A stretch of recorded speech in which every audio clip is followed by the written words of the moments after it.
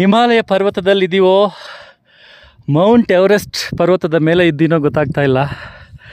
ಒಂದು ಕಡೆ ಭಯನೂ ಆಗುತ್ತೆ, ಈ ಕಡೆ ಡೌನು, ಕಣ್ಣು ತಲೆ ತಿರುಗೋ ಸಾಧ್ಯತೆಗಳಿರ್ತವೆ.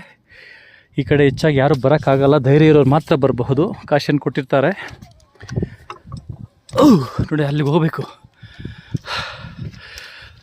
ಜರ್ಮನಿಗೆ ಬರೋಕ್ಕಿಂತ ಮುಂಚೆ ಆಲ್ಮೋಸ್ಟ್ 3 ವರ್ಷಗಳ ಹಿಂದೆ ಮುಳ್ಳಯ್ಯನಗಿರಿ ಟ್ರೆಕ್ಕಿಂಗ್ ಹೋಗಿ ಜ್ಞಾಪಕ ಬರ್ತಾಯಿದೆ.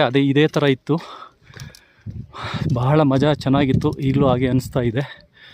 ಪರ್ವತಾರೋಹಣ ಸಾಹಸಮಯವಾಗಿರುತ್ತೆ. Trekking, mountains trekking. How do you feel? Good. Yeah, super. That's it. That's You know everything. No, I don't.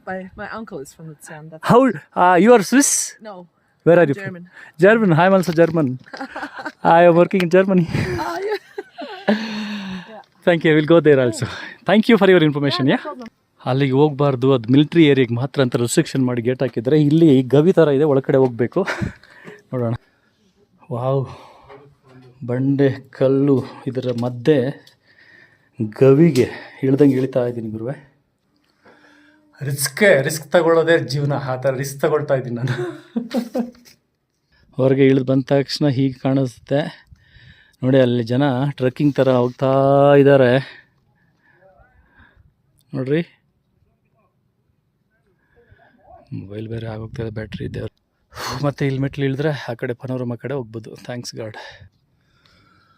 ಸ್ವಲ್ಪ ಯಾಮಾರಿದ್ರೆ ಅಷ್ಟೇ ಗುರು. ಗುರು ಯಪ್ಪ, ಹಲೋ ನೋಡಿ, ಕೂಗು ಮತ್ತೆ ಕೇಳಿಸುತ್ತೆ ನನಗೆ. ಈ ಇಂಗ್ಲೀಷ್ನಲ್ಲಿ ಒಂದು ಸಿನಿಮಾ ಇದೆ, ವರ್ಟಿಕಲ್ ಲಿಮಿಟ್ ಅಂತ, ಪರ್ವತಾರೋಹಣ ಟ್ರೆಕ್ಕಿಂಗ್ ಸಿನಿಮಾ. ಅದೆಲ್ಲ ಜ್ಞಾಪಕ ಬರ್ತಾಯಿದೆ ನನಗೆ.